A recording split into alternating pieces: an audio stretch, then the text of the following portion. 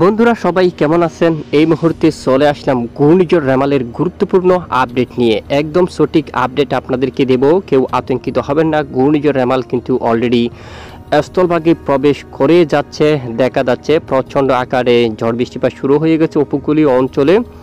বাতাসের গতিমাত্রা ঘন্টায় 110 কিলোমিটার থেকে প্রায় এখানে 130 কিলোমিটার পর্যন্ত বৃদ্ধি পাচ্ছে। ঘূর্ণিঝড় রেমালের প্রভাবে বঙ্গোপসাগর খুবই উত্তাল রয়েছে, ইতিমধ্যে ব্যাপক ঝড় বৃষ্টিপাত করাচ্ছে সমুদ্র অঞ্চলে এবং উপকূলীয় অঞ্চলেও হালকা থেকে মাঝারি ধরনের বৃষ্টিপাত কিন্তু চালু রয়েছে। চট্টগ্রাম বিভাগের উপর বৃষ্টির মাত্রা কিছুটা হালকা রয়েছে, রাতে বৃষ্টিপাত প্রবেশ করার কিছুটা সম্ভাবনা দেখা যাচ্ছে এবং সবচেয়ে বৃষ্টিপাত প্রবেশ করার সম্ভাবনা খুলনা এবং বরিশাল বিভাগের দক্ষিণের উপকূলীয় অঞ্চলে এবং পশ্চিমবঙ্গের উপর কলকাতা দিয়ে কিন্তু প্রবেশ করতে দেখা যাচ্ছে। এদিকে কলকাতা এবং দক্ষিণ 24 পরগনা, উত্তর 24 পরগনা, পূর্ব মেদিনীপুর, খড়গপুর, এখানে হালদিবাড়ি, গঙ্গাসাগর, বালুচরা এই অঞ্চলে এই যে প্রবল আকারে ঘূর্ণিঝড় আঘাত করতে দেখা যাচ্ছে। এই মুহূর্তে আমরা একদম আপনাদেরকে সঠিকভাবে দেখিয়ে দিচ্ছি যে ঘূর্ণিঝড় রেমাল এই মুহূর্তে কোন কোন এলাকায় কত কিলোমিটার বেগে আঘাত করতেছে।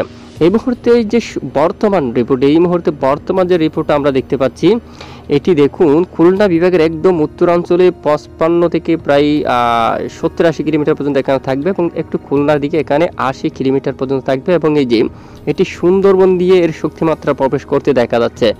সুন্দরবন দিয়ে এখানে দেখুন সুন্দরবনের এই সমস্ত এলাকায় প্রায় ঘন্টায় 140 কিলোমিটার পর্যন্ত এই ঘূর্ণিঝড় রেমাল কিন্তু তাণ্ডব চালাতে দেখা যাচ্ছে এবং এর শক্তিমাত্রা, এর ঝড়ো বাতাস কিন্তু শুরু হয়ে গেছে বরিশাল বিভাগের দক্ষিণের উপকূলীয় অঞ্চলে প্রায় ঘন্টায় 80 থেকে 90 কিলোমিটার পর্যন্ত দেখা যাচ্ছে। এদিকে দেখুন আপনারা এখানে 60 থেকে 70 কিলোমিটার এবং আর একটু দক্ষিণ উপকূলীয় অঞ্চল এখানে একদম চরপেশম কলাপাড়ার দিকে, এই যে বরিশালের একদম দক্ষিণের উপকূলীয় অঞ্চলে এখানে ঘন্টায় প্রায় 80 কিলোমিটার বা 90 কিলোমিটার বেগে ঝড়ো বাতাস কিন্তু যে ঘূর্ণিঝড়ের রেমালের দাপট কিন্তু শুরু হয়েছে এবং এই ঘূর্ণিঝড় রেমাল কিন্তু এখানে দেখুন সুন্দরবন দিয়ে প্রবেশ করছে, তার ঘূর্ণিঝড়ের মুখ কিন্তু কলকাতার উপর দিয়ে যাচ্ছে এবং এদিকে পশ্চিমবঙ্গের যে খড়গপুর, এখানে বাতাসের গতিমাত্রা প্রায় 60 কিলোমিটার পর্যন্ত থাকবে। কলকাতায় এখানে 60 কিলোমিটার বা দমকাও ঝড় হাওয়া করে আরও কিছুটা বেশি এবং দেখুন এই ঘূর্ণিঝড় রেমালের তাণ্ডব কিন্তু শুরু হলো উপকূলীয় অঞ্চল জুড়ে। এটি ধীরে ধীরে আরও উপকূলীয় অঞ্চলে প্রবেশ করার সম্ভাবনা কিন্তু দেখা যাচ্ছে আজ রাতে এবং আগামীকাল বেশ কিছু এলাকায় এই ঘূর্ণিঝড় রেমাল কিন্তু তাণ্ডব চালাবে। ইতিমধ্যে ঢাকা বিভাগের উপরও হাওয়ার দাপট কিন্তু শুরু হয়ে গেছে কিছুটা, প্রায় 40 কিলোমিটার পর্যন্ত, আর চট্টগ্রাম বিভাগের উপকূলীয় অঞ্চলে 40 কিলোমিটার পর্যন্ত ঝড়ো বাতাস কিন্তু এই মুহূর্তে বয়ে যাচ্ছে।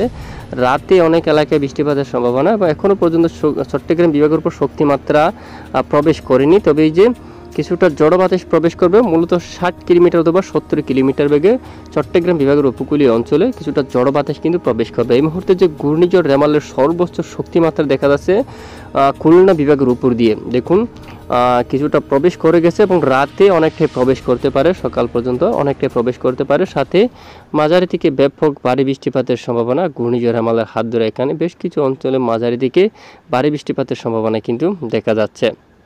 ইতিমধ্যে দেখুন ঘূর্ণিঝড়ের মেঘ কিন্তু চারিদিকে ছড়িয়ে গেছে। ঢাকা বিভাগের এখানে বেশ কিছু এলাকায় এখনও কিছুটা খালি রয়েছে, বৃষ্টিপাত কিছুটা কম, তবে উত্তরে সিলেট বিভাগের এদিকে দেখুন শিলং সিলেট বিভাগের বেশিরভাগ এলাকায় মাঝারি থেকে ভারী বৃষ্টিপাত দেখা যাচ্ছে, এখানে বজ্রসহ বৃষ্টিপাত কিন্তু দেখা যাচ্ছে এবং দেশের পূর্বাঞ্চলে কিছুটা বৃষ্টিপাত চালু রয়েছে, কুমিল্লা, আগরতলা এখানেও বৃষ্টিপাত এবং চট্টগ্রাম বিভাগের দুয়েক এলাকায় বৃষ্টিপাত এবং রাতে কক্সবাজার থেকে শুরু করে উপকূলীয় অঞ্চলে ভারী বৃষ্টিপাত ঘটাতে পারে এবং এখানে দক্ষিণের উপকূলীয় অঞ্চলে রাতে মাঝারি থেকে ভারী বৃষ্টিপাত ঘটাতে পারে। আগামীকাল বেশিরভাগ এলাকায় শুরু হতে পারে মাঝারি থেকে প্রবল ভারী বৃষ্টি।